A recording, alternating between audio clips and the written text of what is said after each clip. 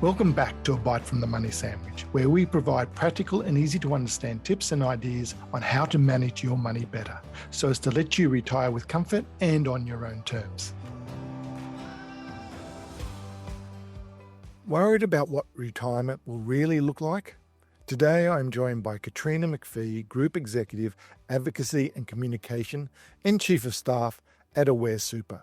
Katrina shares insights from Aware Super's latest State of Retirement report, revealing that 63% of Australians over the age of 45 feel anxious about their retirement, with Gen Xers leading the concern. She explores how understanding your super, maximising tax-free opportunities, and leaving money invested longer can all contribute to greater financial peace of mind. But retirement isn't just about the dollars. Katrina also highlights the importance of community, purpose, and well-being in creating a meaningful next chapter. Well, hello and welcome to the show, Kat. Hello, and thanks for having me. Actually, I want to start off with just a thank you. A thank you to you, thank you to Aware Super, because from someone who's been in this industry and profession for a long time, and even though I'm not an advisor anymore, we need to do more in the retiree or pre-retiree space, and all the stuff that Aware's doing is just great.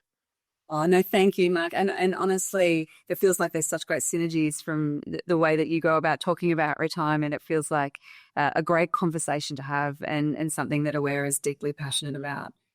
Excellent. And I'm sure this next 30 minutes or so will be great because really, I've read your report.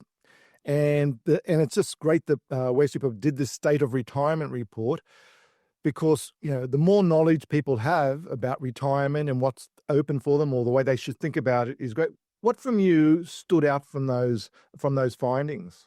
It's such a great question because, retirement is, and I don't have to tell you this, but retirement is so much more than money. It is, money is wonderful and it gives financial security, but there's so much more that people are thinking about or need to think about to retire successfully. So we did want to start to explore some of those things with Australians, but also really just check in on how Aussies are feeling. Right now, it's pretty noisy out there right now if you think about cost of living or housing crisis, and let's not mention the T words, but I think there's a lot that would make people feel quite uncertain about certainly the financial aspects of retiring. So we wanted to step back and say, okay, if retirement is meant to be a really big transition in people's lives, it should be about joy. It should be about looking forward to doing things, all the things that you've had on your list while you've been working and don't have the time. It's that moment where you finally take control of your time and start making the choices of how you spend it. What is it that they're thinking about, but also how are they feeling in this current environment about how that's playing out for them? And it was really, it's quite stark, some of the results and the decisions that people are making, but also where they're turning to for help and what's driving those decisions. And the big worry for me is how much they're leaving on the table by not getting some help and guidance along the way. Yeah, and I think you make a really good point there because people think about, okay, I'm about to retire. I need to go conservative, for example. But, you need your money working hard for you because you're hopefully going to live another 20, 30 years. And this could be the greatest stage or phase of your life. You just don't want you to run out of money. And it's not that it could be, it should be, because Aussies have earned it, right? You spent your working careers, you've been contributing, and there's lots of people retiring today who will have super their whole lives or about to have super their whole lives. This is your money. This is, you've got to make the smart choices to make sure that you can have the confidence to do the stuff you love, not sitting in anxiety and worry about it and being more conservative than you need to be. And you said anxiety, and what was struck me about your report was how young people are who are feeling anxious about retirement. Like it was, 63% of Australians over 45 are anxious about retirement. And, 45-year-olds, that's Gen X. They've had super pretty well most of their working life. Most of them should be fairly set up, and yet they're still anxious. More anxious, actually, than people that are approaching retirement, which is really interesting. And I wonder if that's just the time and space to think about it properly. I think the closer you get to retirement, the more thought that you do give it. And Gen Xers are at peak adult right now with kids and careers and thinking about cost of living and housing and all of those things. And then when you've got super being your major nest egg. And let's face it, for especially young people, super may be one of the largest assets that they own in their lives. It's on their mind that this is it, and I've got to make this last. And retirement feels really a bit far away, but also really uncertain on how to make the good choices. Yeah, and I think financial security is something that, as you said, cost of living, housing crisis, mortgages going up, that, they might even think, well, okay, my super might be on track, but it's 20 years away still before I'm going to get there. What am I going to do in the meantime? And I get it. People, it's their peak area of career. They've got kids, they've got weekend sport. Financial planning is right at the bottom of their to-do list. So I get that, Ben. So that causes anxiety as well.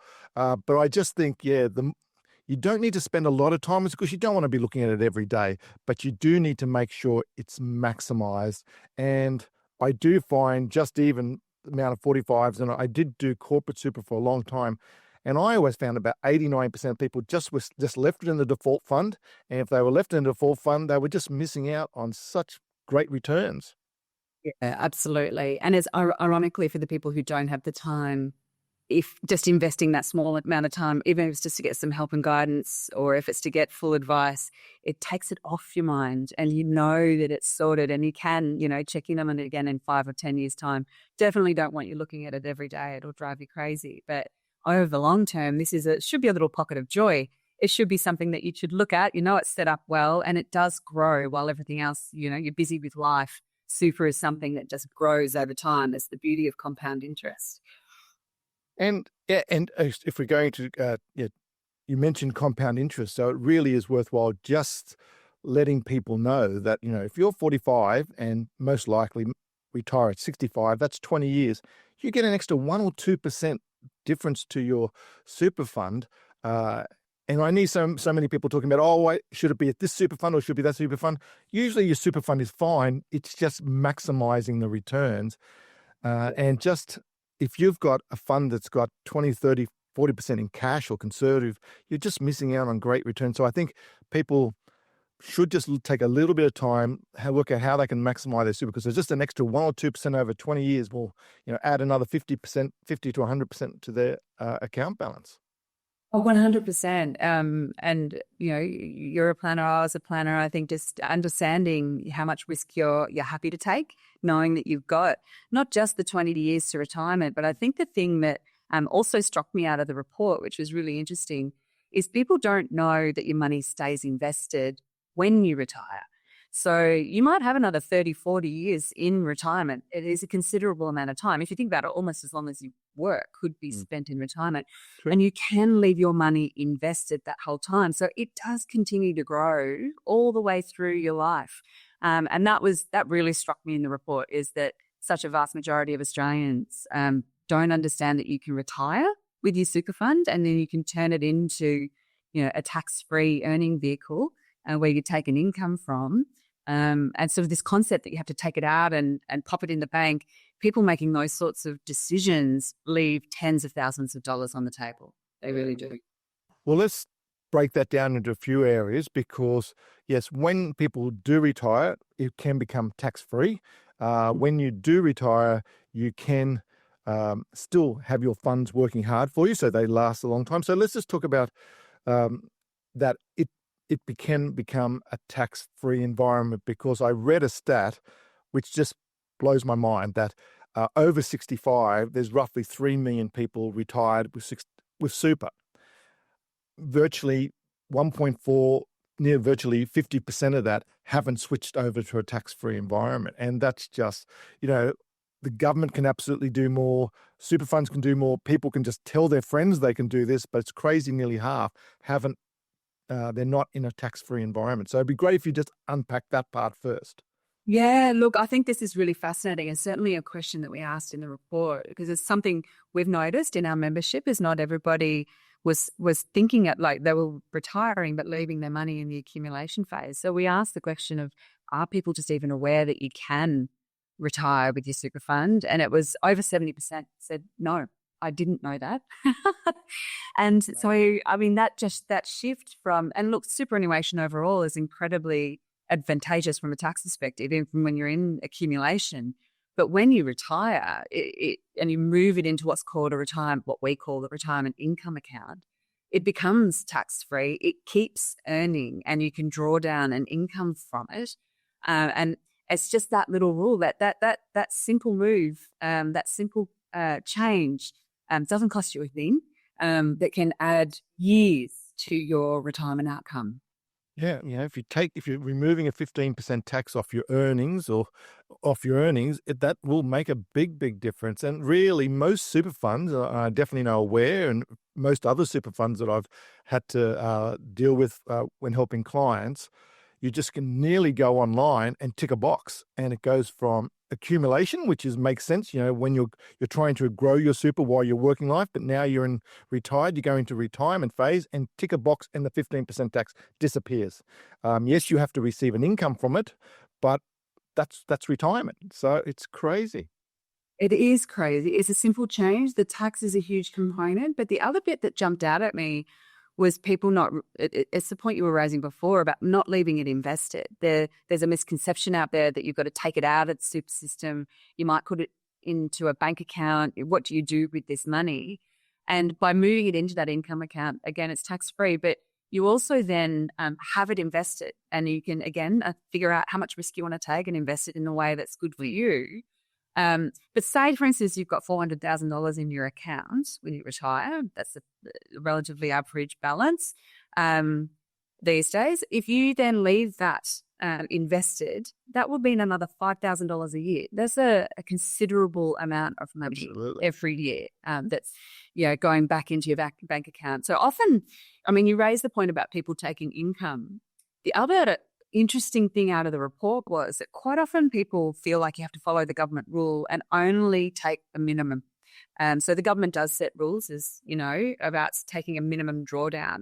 Now, that's just the minimum from a tax point of view that you've got to take. But a lot of our members were only taking the minimum. Now, that could be a bit of not understanding how long the money will last, feeling a bit of pressure for cost of living, those sorts of things, and just wanting to make sure that the money stays there. But you don't need to.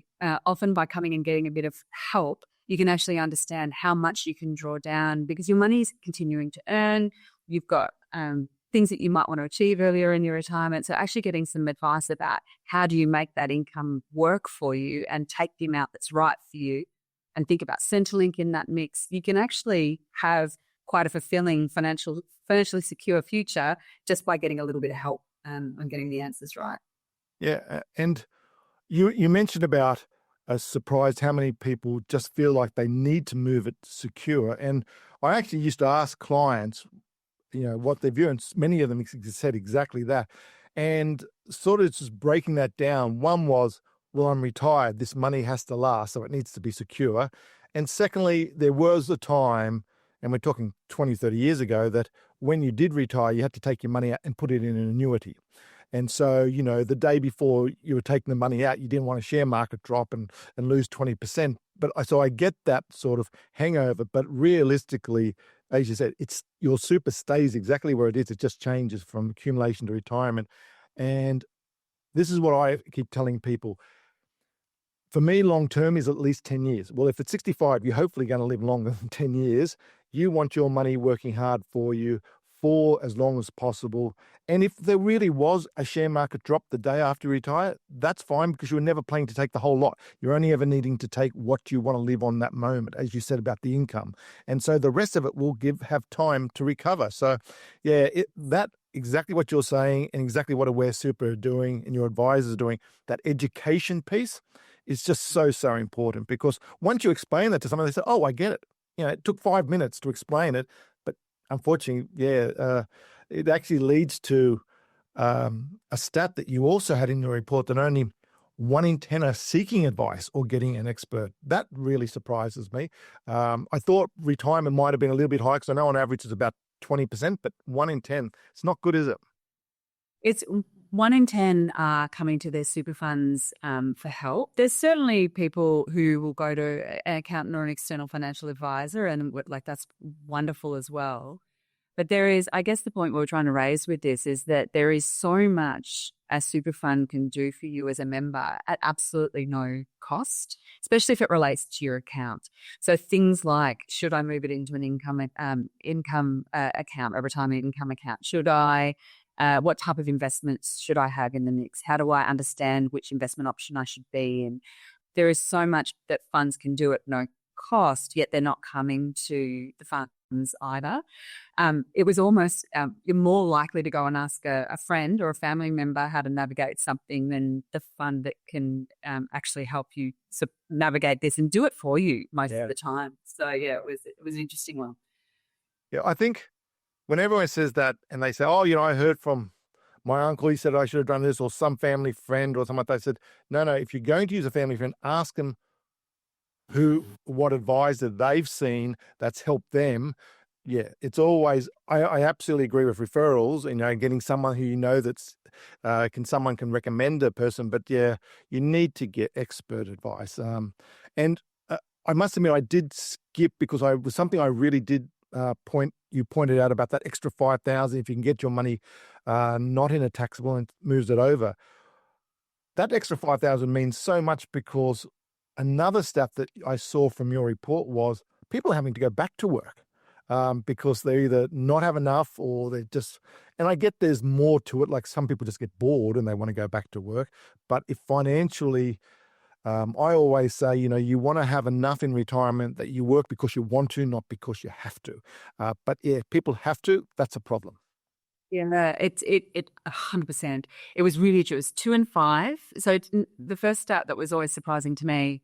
So 2 and 5 people retire earlier than they would have wanted to in the first place. And now that might be due to ill health or redundancy. So that's an interesting equation.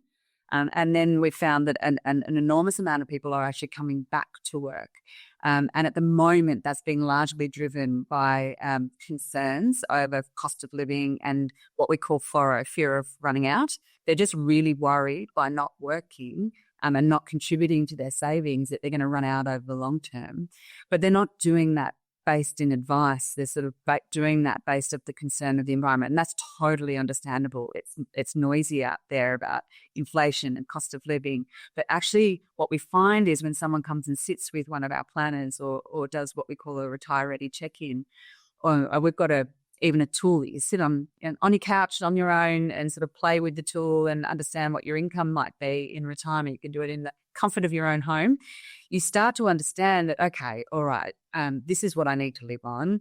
This is how my money's invested. These are all my entitlements. This is actually how long my money will last. And I'm actually okay.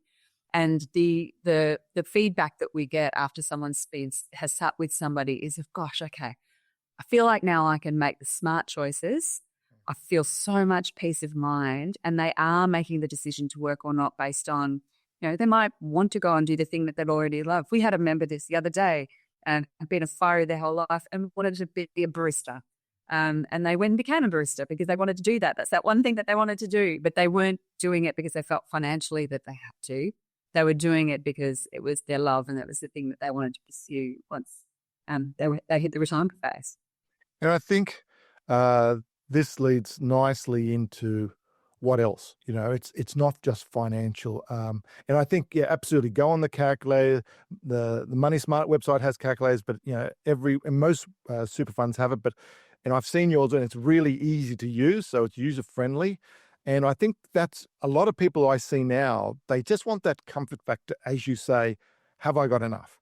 And you hear people say, "Oh, I spoke to a mate, and he said, you need 2 million. You can't live if you don't have 2 million." Well, so you can survive on 500,000. You need to use it to your circumstances, what you can live on. If it's tax-free money, well, that's definitely a lot easier. And, you've probably paid off your mortgage. Your children have left home. Your expenses won't be as much as you may think of. But doing that, just get a comfort factor. I do recommend everyone jumping on the website and using the calculator. But yeah, moving on, I like talking about the 6 areas of retirement, with financial just being one of it, because you need a challenge. You need your community. And for a lot of people, we were talking before about for a lot of people, work is their community. And if they've lost that, they just feel lost, their relevance. But of course, your health and your relationships. I've had couples who had very different ideas about what retirement looked like. So yeah, that's some area that most super funds aren't looking at, but I'm really glad Aware's looking at it. So do you want to tell me a bit more about that area, please, Kat? And thank you, because retirement is so much more than money.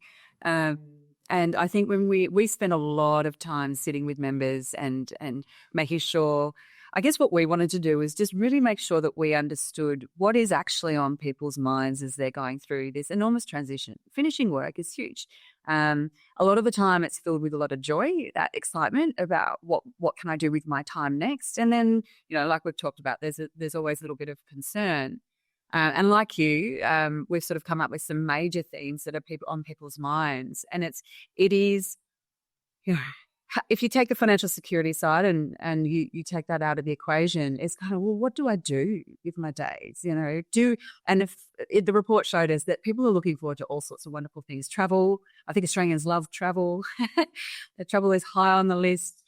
Taking up new hobbies or, hobbies that you've always wanted to do and have more time for, spending time with grandkids, being connected to the people, places that you love.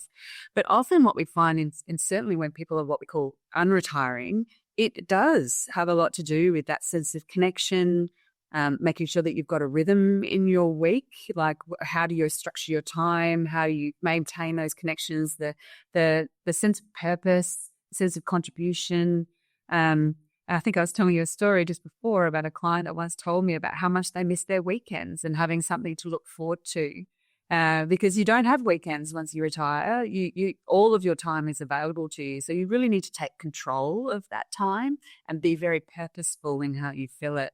And members have told us over and over and over again of the great things, but also the things that they found once they'd retired that really did prompt them to go, gosh, I either feel lonely or I'm not feeling that sense of connection. I feel we've had older people talk to us about feeling really invisible in the world. So they do go back to work or even just volunteering work to feel that sense of purpose and connection again. And I love that, sense of purpose. I think that's so important for people. And, you've got during your working life, you're just working, you're trying to raise a family, you're trying to work, you're trying to pay off a mortgage. But really, this is one of the things I talk about to people in this last great stage of life, and usually your best stage of life. It really can be, because you've got time if you know how to use it. And a sense of purpose, well, volunteering, absolutely, or just giving back. You never had time before to give back. You now have time to give back. And even if you didn't want to give back, you've got skills. People who are management and people who are ex-teachers, firemen, all that, they've got skills which actually in the voluntary world, there's so much need of that. And I have had one pilot who helps his commercial pilot retired and is helping his local surf life-saving what's it called? Reserve Life Club. Thank you. I couldn't remember club. And just using the club. And they needed those skills that he's got from navigation and all that to help teach all the youngsters on that. So, it's amazing if you actually work out what your skills are, that sense of purpose. And it really is. I like those words, sense of purpose, that Aware brought up, because it really is from when talking to all my clients over the years, that sense of purpose was really, really important. Yeah, I would even, if I can, I'll tell you the story of my mum and dad. Hopefully they listen to this and don't mind. But my mum and dad have served the community through social work their entire lives. They've had such a strong connection to the work that they do, and they really help the everyday person every day. Like it's quite extraordinary. Now, my dad is now 75, but about sort of 5 or 6 years ago, mum had retired a little while ago, but dad decided to retire. But didn't have the plan about how do I meet that same need, that sense of contribution, that the fulfillment that they gave him of that contribution back to society and doing really meaningful work really fueled him. So when he stopped, I've got 4 brothers and sisters, and we're all quite worried about them because I'd never seen them sort of flat, and dad was kind of, not rudderless. I wouldn't want to call him that. He was filling his days with things, but he didn't have that same spark and the joy. So, like, Dad went back to work as a postie. He lives in a rural community. He knows that farmers are often out there living on their own or don't often get a lot of people drop past. So he took up a postie run, which is, delivering parcels, and he stops and has cups of tea with the farmers along the way. What should take 2 hours takes 5 hours. But he fills his days, it's not about the money. It's about the fact that he still has that community outreach, and he's filling his time with something that feels really meaningful. And I mean, he's 75 and still working, and I don't know if he'll stop. No, So, and you want community. It's just so important. And men are hopeless at it. I can absolutely say, for my peers, my age group, and older, we're just hopeless. Women are far better from work community, social community. Men have their work community and nothing. If they may have golf or something, or soccer, or whatever they might be doing, but really it's usually their work community. And when that stops, it's a real struggle. And I go back to there, and they talk about the blue zones, people who live long, the Japanese, the Italian, the Greeks. And then I'm actually pleased when I drive through, because I look at this now, and just when I go through a country town, and you see these groups of older men around these coffee shops like you see in Italy and Greece and all that. And they've just got this community there. And I thought, that's, they've got somewhere to go every day, and they chat about whatever they chat about. But it's just so important. And I get also people do need that mental challenge, that purpose, but community to me is number one. And I just think I'm glad you brought that up, because it's about your parents. And I know plenty of people that are just sat there on the couch, and they just don't know, and you can't watch TV all day. Goodness. No, and it is, that's the great unretirement that we're talking about too, is that, whether it's financial or otherwise, it is driving the decisions to come back to work, which is, it's always sometimes really good that we've got so much to benefit from the skills and wisdom of people who've seen the movie before. Yeah. And so it is all about, balance, sense of purpose, and clarity around retirement. What are you going to do? But just probably as a final point around back to the financial side of it, to a subject close to my heart, you were talking about, Where Super's got their own advisors, but, that was something that was really strongly brought up, that it's how so important is, you only get your chance to retire once, usually. Make sure you do it properly and get some good advice. Oh, absolutely. And it is, you don't need to know everything all at once. I think that's the big key takeout. There's a lot to grapple with. Finances is one, your well-being and your connection is another. What will you do with your time? There's lots to think through, right? But on the financial side, the rules of superannuation can sometimes be written in ways that it feels really overwhelming and confusing. I work in it, and sometimes I look at it and go, gosh, all right, that could be a little easier to understand. So I guess our mission, certainly from Aware Super, is to make sure that we can be super helpful at any turn, and that we're delivering or providing people that help and guidance in a way and that's a little easy to consume, but just when you need it as well. So we have things like whether you want to sort of self-guide through our Learn Hub that has lots of little tidbits of information where you can just go and watch something, get the facts and go, okay, I'll start thinking that through. That helps me answer something about Centrelink or about, retirement income accounts. And you can just bite-size those things, jump on a calculator, do some projections, start playing with some of the variables. Ours allows you to do that. And you can sort of start to get a bit of a handle on, okay, that's how my situation might play out. But then we have what's called a retirement ready check-in. It's 20 minutes. You can jump on, and it's not at full advice as you would for the financial planner, but it just allows you to sort of go, okay, here's some smart choices that you can make and pop those into your thinking. And then if it's right for you, you might want to get full advice as well. If your situation is a little bit more complex, you've got partner or kids or lots of assets outside super and things that you want to take into account, then it's really beneficial. Having been one, I know you've been one, there is such extraordinary value in advice and making sure you're taking full advantage of all the rules that are available to you. And you don't need to know it all. You just need to seek the help at the right time. And so true. And it's really, you don't know what you don't know. And it really is as simple as that. And it's not saying you don't understand this, or you're not clever enough or not smart enough. You're smart when you actually say, this is not my area of expertise. I don't know what I don't know. I will seek help, and you could just save yourself thousands of, at least not expensive mistakes. So it's just worth that effort to get that advice, even if it's just that comfort factor to make sure, no, I'm on track, or what do I need to do when I do retire. So, okay, Kat, that's just gone so quickly. So no, I really, really appreciate your time. One question we always ask our guests, that you're talking about your parents, or whether it was a piece of advice from your parents or someone at work or something like that, but what's the very best piece of advice you've ever received? Oh, this is a great one. I've done a lot of work around financial education and sitting with humans for the last 20 years, talking about money. And one of the things that I've always noticed with people, especially women, is that there's often a deep sense of shame that comes with not knowing enough, and often that shame and other things. And I've suffered from it for myself. You go, oh gosh, I haven't done the thing. I haven't done it in time. I should have done this sooner. So I keep kicking the can down the road. And there was someone very wise, and it's a well-known quote. Arthur Ashe, the tennis coach, actually said it, was start where you are, use what you have, and do what you can. And it just always stuck with me. So forget, you can't change the past. It's happened. It's gone. But if you just don't put off any further what you can just get on to today, because there's always choices, but the further you kick the can down the road, the less those choices are. So I just love that one. It's a very famous quote by Arthur Ashe, but it was a very timely piece of advice from someone when I just particularly needed it. And then through my journey of sort of talking to people about money and seeing that shame over and over again, it's the one that I always love to pass on as well.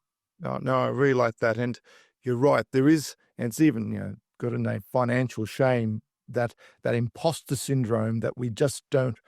And, we could be very clever in whatever occupation or whatever we're doing, but if it's a subject that you just don't deal with, and you think, well, it should be it's mathematics, it should be easy, but it's just not. There's so many things to learn, and you just feel like, it gets put to the bottom of the pile because you just don't want to look at it. I think that's a great quote, because, the more educational, the more we talk about it with our friends and all this. And I do think the mental health, that well-being space that we now feel far more comfortable to talk about post-COVID, I'm hoping with this cost of living crisis, people are opening up with their friends and family about it's a struggle. It's tough. And whereas 10 years ago, people, 5 years ago, wouldn't have talked about it. So I'm hoping that shame, which you're so right in saying, is lessening. Well, I hope so too. And I think the other thing to remember is financial, I can't stand the term financial literacy, because the opposite of literacy is to be illiterate, right? And that's not the case, because we don't teach it in schools. You're not expected to know this. You might be lucky and have parents that instilled some great habits in you, or you've learned some things along the way. But things like retirement and the big decision that it is, there's lots of rules, there's lots of decisions, there's lots of things for you to grapple with. And like going to the doctor to get advice for something, treat this as just getting an expert hand, and getting the shortcut to all the smart choices that you can make. You still own your decisions. They're still yours decisions to make, but having someone have the shortcut of pointing out where those smart choices may or may not be for you is just the shortcut, like you would outsource any other sort of expert advice. That's all this is. So there is no shame. It's just a shame when people leave it too long. And all I would say is start as soon as possible, because we're here to help. Yeah, no, thank you for that. And even if you do get an education on this, it will last 10 years. The dawn of the smartphone and technology and all that, and even just the way we get paid monthly now rather than weekly, it's cash, it's cashless society. The rules have changed. So, it's really important to keep updated and absolutely accept help when you can. So, Kat, it's been brilliant. Thank you so much for being on the show. And we'll provide a link to the actual report, but I assume you'll be able to go to the wes.com.au site and be able to access it, because it is something that's really worth reading for anyone who's over 50 and sees retirement on the horizon or already retired. Wonderful, Mark. And thank you so much for having me. It's been brilliant. Pleasure. I hope you enjoyed this episode. If you'd like to know more about Katrina McPhee and Aware Super's latest State of Retirement report, visit aware.com.au or feel free to email me on admin@themoneysandwich.com or visit our website themoneysandwich.com if you have any questions or would like to learn more. Enjoyed this episode and want to hear more of A Bite from the Money Sandwich? Make sure you subscribe on your platform of choice so you can automatically receive each episode as soon as it's released. As with every podcast, this information is not advice, as not personalised to your own situation. And past performance is never guaranteed for the future. What we are trying to do here is to provide tips, coaching and education to help improve your money knowledge, which we believe can only be a good thing. See you next time when we take another bite from the Money Sandwich.